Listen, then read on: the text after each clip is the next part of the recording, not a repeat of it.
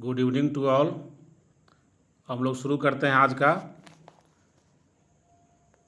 आज हम लोग वैदिक संस्कृति जो 1500 ईस्वी पूर्व से 600 ईस्वी पूर्व तक थी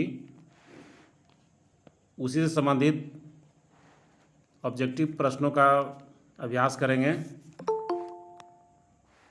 तो सबसे पहला जो प्रश्न है वह है पूर्व वैदिक या ऋग वैदिक संस्कृति का काल किसे माना जाता है। पूर्व वैदिक या ऋग वैदिक संस्कृति का काल किसे माना जाता है। 1500 ईस्वी पूर्व से 1000 ईस्वी पूर्व, या दूसरा ऑप्शन है 1000 ईस्वी पूर्व से 600 ईस्वी पूर्व, तीसरा ऑप्शन है 600 ईस्वी पूर्व से 600 ईस्वी पूर्व, 600 ईस्वी तक, या चौथा ऑप्शन है इनमें से कोई नहीं। तो पूर्व वैदिक या ऋग वैदिक संस्कृति का काल क्या था, यही प्रश्न है। ऑप्शन नंबर 1 1500 से 1000 ईस्वी पूर्व। हाँ, 1500 से 1000 ईस्वी पूर्व। दूसरा प्रश्न है उत्तर वैदिक संस्कृति का काल किसे माना जाता है। उत्तर वैदिक संस्कृति का काल किसे माना जाता है, मतलब उसका ऑप्शन है 1500 ईस्वी पूर्व से 1000 ईस्वी पूर्व, 1000 ईस्वी पूर्व से 600 ईस्वी पूर्व, 600 ईस्वी पूर्व से 600 ईस्वी, इनमें से कोई नहीं। यानी उत्तर वैदिक काल का काल क्या था। उत्तर वैदिक काल पीरियड क्या था उत्तर वैदिक काल का। 1000 से 600 ईस्वी। हाँ, 1000 से 600 ईस्वी पूर्व, 1000 ईस्वी पूर्व से 600 ईस्वी पूर्व उत्तर वैदिक काल का था। आर्य शब्द का शाब्दिक अर्थ क्या होता है।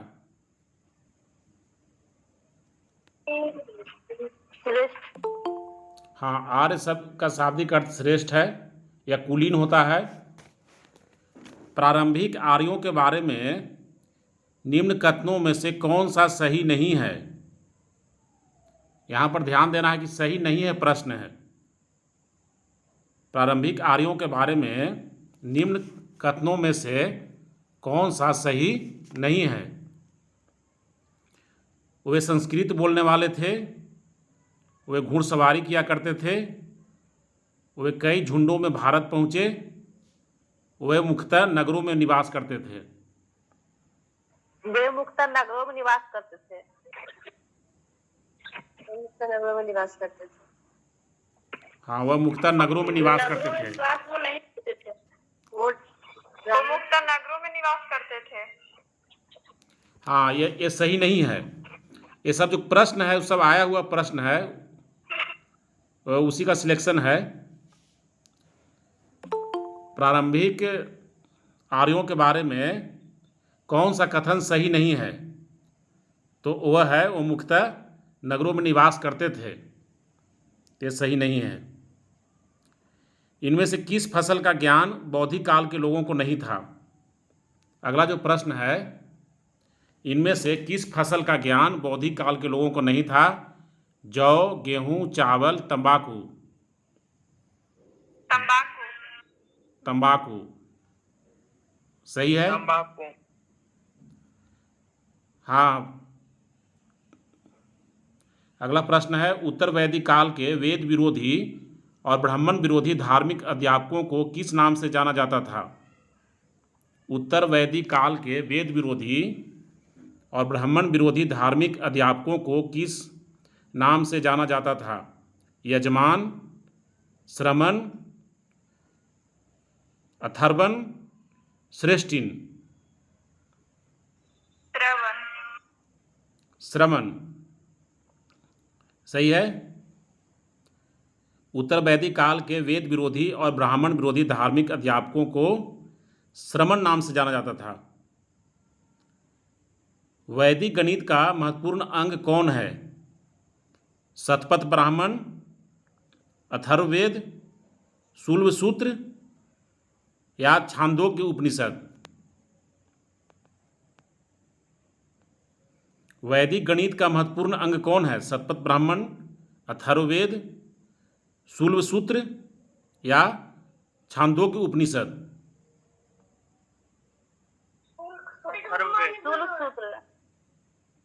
शूल्व सूत्र। शूल्व सूत्र सही है। किस वेद में प्राचीन वैदिक युग की संस्कृति के बारे में सूचना दी गई है? किस वेद में प्राचीन वैदिक युग की संस्कृति के बारे में सूचना दी गई है? ऋग्वेद, यजुर्वेद, अथर्ववेद या सामवेद? अथर्ववेद। किस वेद में प्राचीन वैदिक युग की संस्कृति के बारे में सूचना दी गई है? ऋग्वेद होना चाहिए। ऋग्वेद। ऋग्वेद होगा सर। हाँ, ऋग्वेद। ऋग्वेद है। निम्नलिखित में से उत्तर वैदिक काल में लिखे गए ग्रंथों का सही क्रम कौन सा है? निम्नलिखित में से उत्तर वैदिक काल में लिखे गए ग्रंथों का सही क्रम कौन सा है? वेद, ब्राह्मण, आरण्यक और उपनिषद। एक हो गया। दूसरा जो है वेद, उपनिषद, ब्राह्मण, आरण्यक। तीसरा उपनिषद, वेद, ब्राह्मण, आरण्यक। चौथा वेद, आरण्यक, ब्राह्मण और उपनिषद। सही क्रम कौन सा है? वेद, ब्राह्मण, आरण्य, उपनिषद। वेद, ब्राह्मण, पहले वेद लिखाया, उसका ब्राह्मण ग्रंथ लिखाया, उसके बाद आरण्यक लिखाया, उसके बाद उपनिषद लिखाया। सही है। कौन से तीन वेद संयुक्त रूप से त्रय या वेद त्रय कहलाते हैं?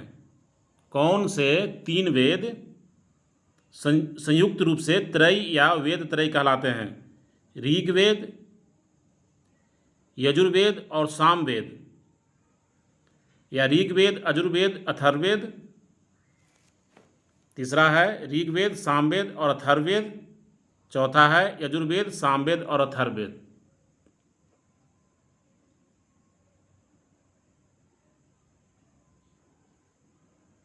कौन से तीन वेद संयुक्त रूप से त्रय या वेद त्रय कहलाते हैं?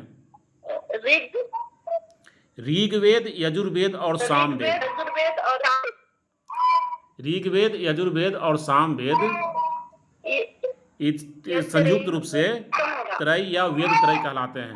ये सही है। इसमें अथर्ववेद नहीं है। भारत के राज चिन्ह में प्रयुक्त होने वाले शब्द सत्यमेव जयते किस उपनिषद से लिया गया है? मुंडकोपनिषद। मुंडकोपनिषद से। हाँ, मुंडक उपनिषद से। ऋग वैदिक आर्यों का मुख्य व्यवसाय क्या था? पशुपालन। पशुपालन था। पशुपालन। भारतीय संगीत का आदि ग्रंथ किसे कहा जाता है? यानी किस वेद? सामवेद। सामवेद। प्रथम विधि निर्माता कौन है? मनु। प्रथम विधि निर्माता कौन है? मनु। मनु को कहा जाता है प्रथम विधि निर्माता।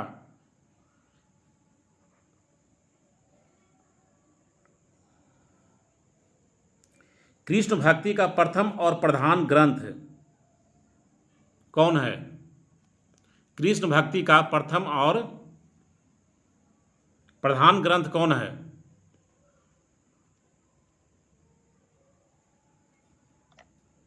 श्रीमद् भागवत।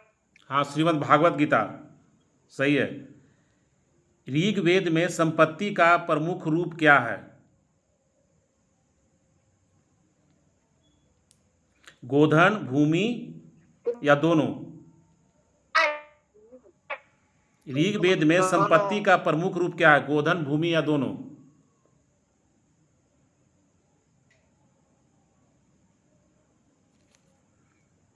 ऋग्वेद में संपत्ति का जो प्रमुख रूप है वह गोधन है। गोधन। गोधन है। गोधन। ऋग्वेद के किस मंडल में शूद्र का उल्लेख पहली बार मिलता है? ऋग्वेद के किस मंडल में शूद्र का उल्लेख पहली बार मिलता है? 10वें मंडल। 10वें मंडल। पुराणों की संख्या कितनी है? 18। पुराणों की संख्या है 18। 18। हाँ सही है। वैदिक धर्म का मुख्य लक्षण इनमें से किसकी उपासना था? प्रकृति, पशुपति, देवी माता या त्रिमूर्ति? प्रकृति। प्रकृति। हाँ प्रकृति। किस देवता के लिए ऋग्वेद में पुरंदर शब्द का प्रयोग हुआ है? इंद्र के लिए। इंद्र के लिए। शुल्ब सूत्र किस विषय से संबंधित पुस्तक है? अभी इसके पहले हम प्रश्न पूछे हैं कि वैदिक गणित का महत्वपूर्ण अंग कौन है? गणित। तो उसका उत्तर है शुल्ब सूत्र। वैदिक गणित का महत्वपूर्ण अंग है शुल्ब सूत्र। फिर दूसरा प्रश्न है, शुल्ब सूत्र किस विषय से संबंधित है? ज्यामिति, ज्योतिष, गणित या खगोल?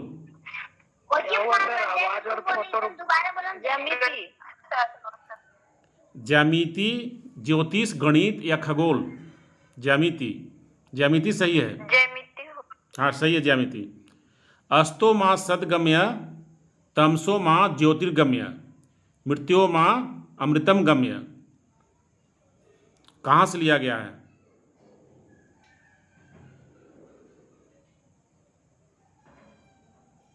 अस्तो माँ सदगम्य, तमसो माँ ज्योतिर्गम्य, मृत्यो माँ अमृतम गम्य।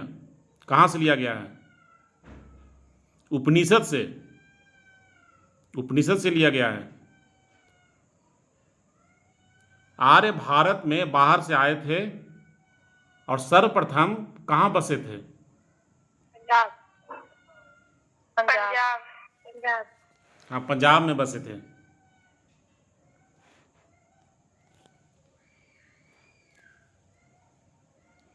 वेदों को अपौरुषेय क्यों कहा गया है? वेदों को अपौरुषेय क्यों कहा गया है? वेदों को, उसका ऑप्शन है क्योंकि वेदों की रचना देवताओं द्वारा की गई है।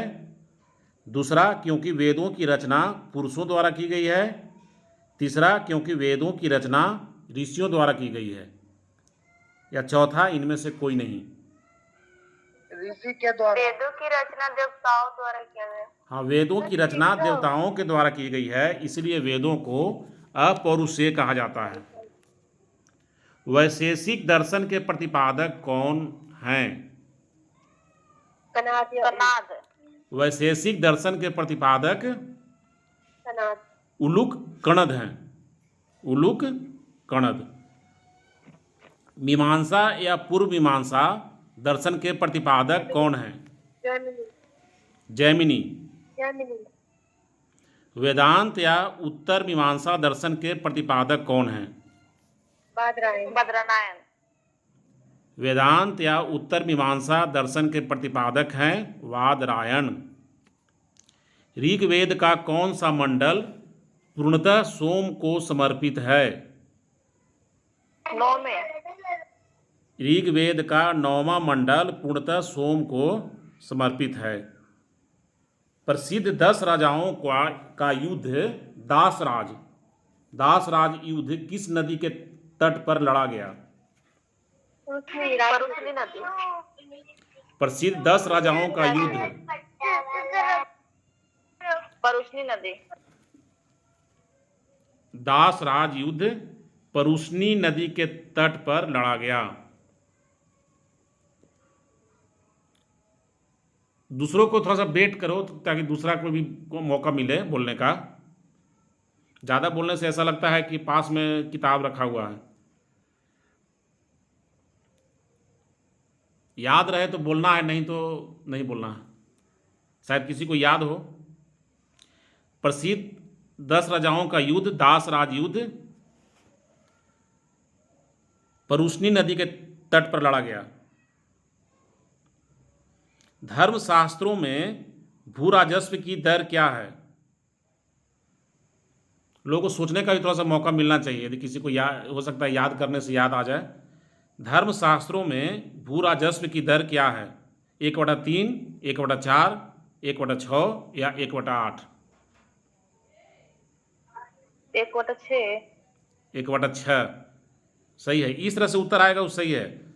कुछ ब्रेन पर जोर पड़ना चाहिए। 800 ईसा पूर्व से 600 ईसा पूर्व का काल किस युग से जुड़ा हुआ है? 800 ईसा पूर्व से 600 ईसा पूर्व का काल किस युग से जुड़ा हुआ है? ब्राह्मण युग, सूत्र युग, रामायण युग या महाभारत युग? रामायण युग। हाँ, इस तरह से ठीक, प्रयास सही है। मौका मिलता है तो लोग अपना प्रयास कर रहे हैं, लेकिन ये गलत उत्तर है। 800 ईसा पूर्व से 600 ईसा पूर्व का काल ब्राह्मण युग था।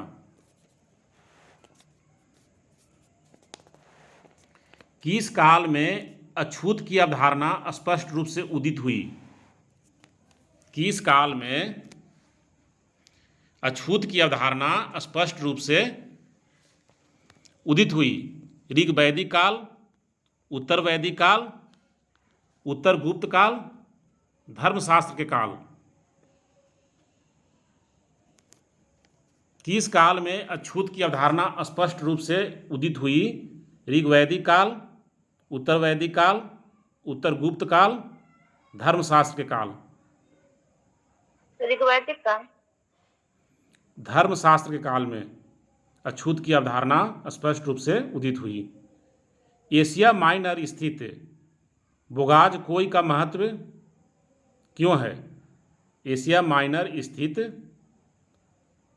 बोगाज कोई का महत्व क्यों है? एशिया माइनर क्या है? एशिया माइनर के बारे में बताए थे 10th क्लास में। जो सत्य प्रकाश ही जुड़े हुए हैं वो बता सकते हैं, क्लास किए हैं रेगुलर। एशिया माइनर का जिक्र किए थे। तुर्की को कहा जाता है एशिया माइनर। तो एशिया माइनर स्थित बोगाज गोई का महत्व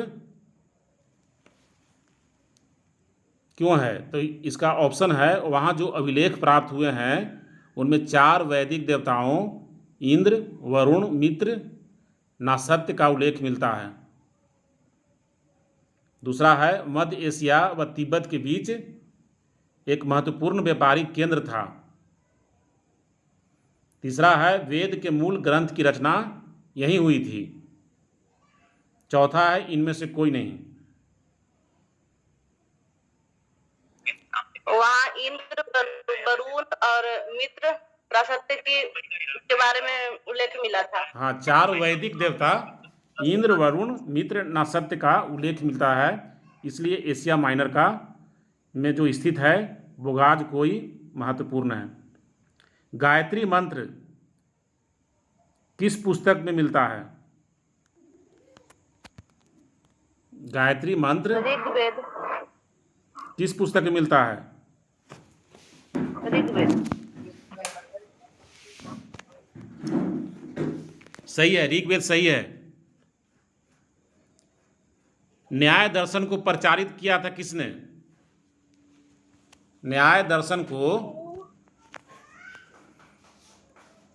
मीमांसा। न्याय दर्शन को किसने प्रचारित किया? चरवाक ने, गौतम ने, कपिल ने या जैमिनी ने?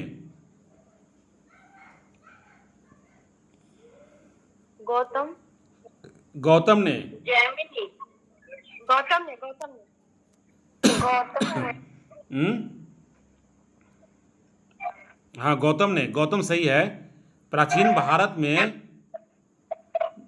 निष्क किसे कहा जाता था?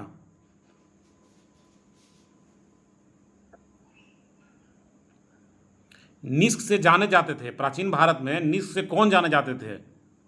स्वर्ण आभूषण, गायें, तांबे के सिक्के, चांदी के सिक्के। प्राचीन भारत में निष्क से कौन जाने जाते थे? तो इसका उत्तर है स्वर्ण आभूषण। योग दर्शन के प्रतिपादक कौन हैं? पतंजलि। पतंजलि। उपनिषद पुस्तकें किस पर आधारित है? धर्म पर, योग पर, विधि पर या दर्शन पर? उपनिषद पुस्तकें किस पर आधारित है? दर्शन पर। धर्म पर, योग पर, विधि पर या दर्शन पर? दर्शन पर। दर्शन पर है। आरंभिक वैदिक साहित्य में सर्वाधिक वर्णित नदी कौन है? सिंधु नदी। आरंभिक वैदिक साहित्य में सर्वाधिक वर्णित नदी कौन है? सिंधु नदी। सिंधु नदी।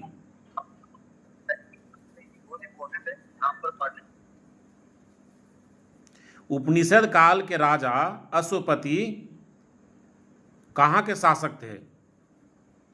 काशी के, केकई के, पांचाल के या विदेह के? उपनिषद काल के राजा अश्वपति कहाँ के शासक थे? काशी के, केकई के, पांचाल के या विदेह के? केकई के। केकई के सही है। अध्यात्म ज्ञान के विषय में नचिकेता और यम का संवाद किस उपनिषद में प्राप्त होता है? अध्यात्म ज्ञान के विषय में कठोपनिषद सही है।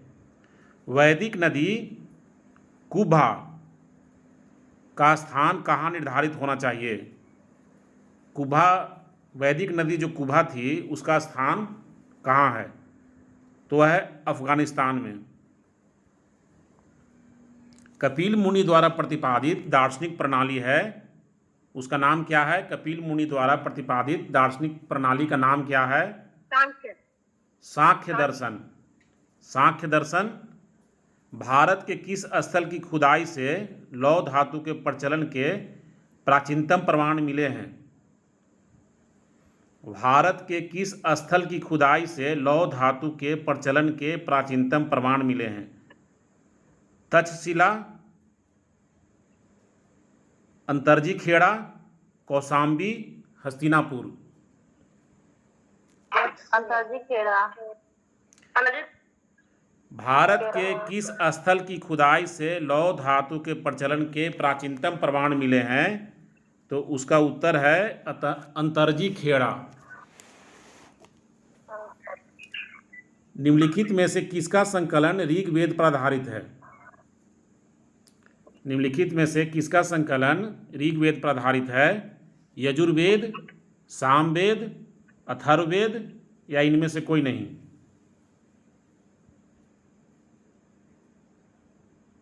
यजुर्वेद।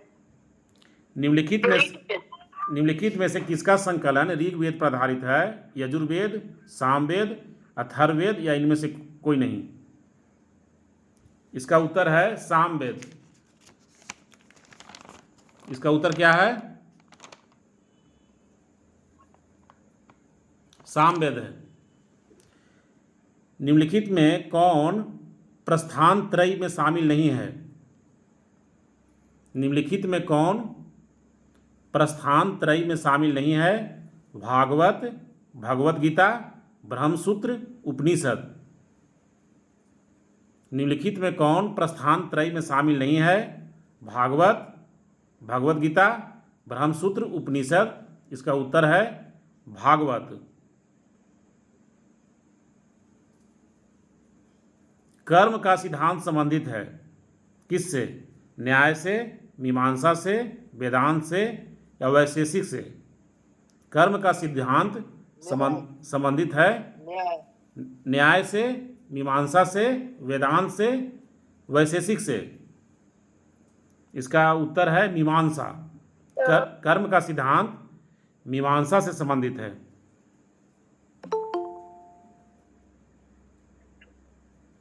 अगला प्रश्न है, चरक संहिता नामक पुस्तक किस विषय से संबंधित है? चिकित्सा। चरक संहिता चिकित्सा, ये तो बहुत कॉमन सवाल है। यज्ञ संबंधी विधि विधानों का पता किससे चलता है? ऋग्वेद से, सामवेद से, ब्राह्मण ग्रंथों से या यजुर्वेद से? यजुर्वेद से। यज्ञ संबंधी विधि विधानों का पता यजुर्वेद से चलता है। वैदिक युगीन सभा गांवों के व्यवसायिक लोगों की संस्था थी, या राज दरबार होता था, या मंत्री परिषद थी, या राज्य के समस्त लोगों की एक राष्ट्रीय सभा थी? जो वैदिक युगीन जो सभा थी वो क्या थी? गांव की राज दरबार की सभा थी। वैदिक युगीन जो सभा थी वह मंत्री परिषद थी। वैदिक युगीन जो सभा थी वो क्या थी? वो मंत्री परिषद थी।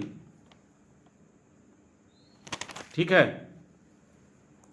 वैदिक युग में प्रचलित लोकप्रिय शासन प्रणाली थी।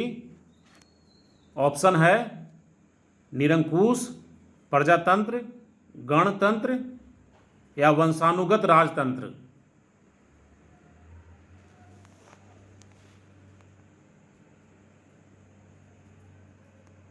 गणतंत्र। राजतंत्र। वैदिक युग में प्रचलित लोकप्रिय शासन प्रणाली थी निरंकुश, प्रजातंत्र, गणतंत्र, वंशानुगत राजतंत्र। तो उसका उत्तर है गणतंत्र। गणतंत्र। सॉरी। सबसे प्राचीन वेद कौन सा है? ऋग्वेद। ऋग्वेद। ऋग्वेद। निम्नलिखित में से कौन भारतीय दर्शन की आरंभिक विचारधारा है? सांख्य, वैशेषिक, मीमांसा, योग। निम्नलिखित में से कौन भारतीय दर्शन की आरंभिक विचारधारा है? सांख्य, वैशेषिक, मीमांसा, योग। सांख्य। सांख्य, योग, न्याय, वैशेषिक, मीमांसा एवं वेदांत, इन 6 भिन्न भारतीय दर्शनों की स्पष्ट रूप से अभिव्यक्ति हुई है। वैदिक युग में, गुप्त युग में, कुषाण युग में या मौर्य युग में। सांख्य, योग, न्याय, वैशेषिक, मीमांसा एवं वेदांत, इन 6 भिन्न भारतीय दर्शनों की स्पष्ट रूप से अभिव्यक्ति हुई है वैदिक युग में, गुप्त युग में, कुषाण युग में या मौर्य युग में। वैदिक युग में। वैदिक युग में।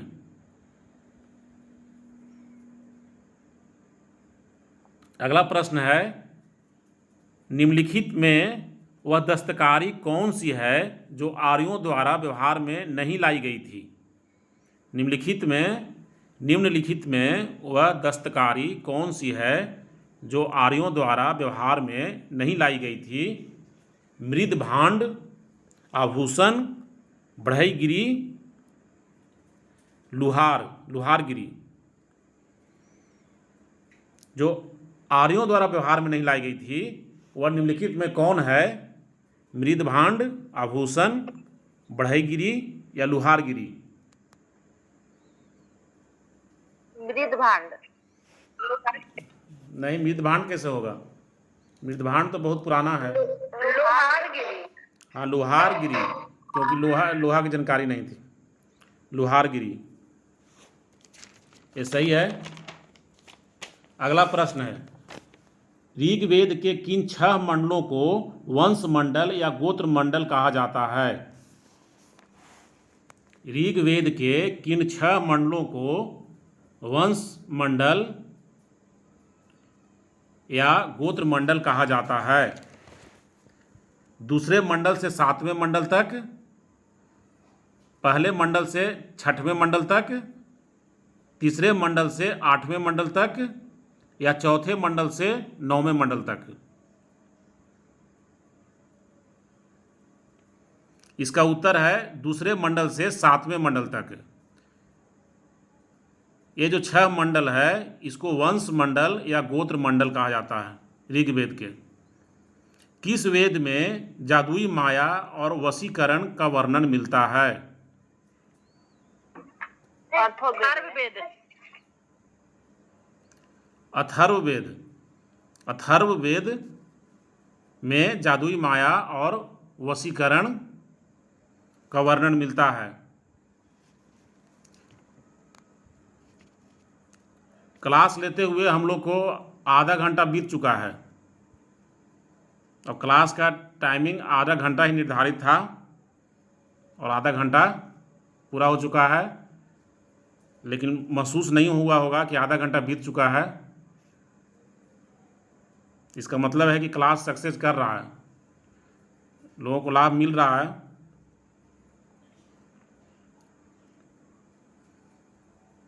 तो अब क्लास को समाप्त करते हैं। 8:30 बज गया है।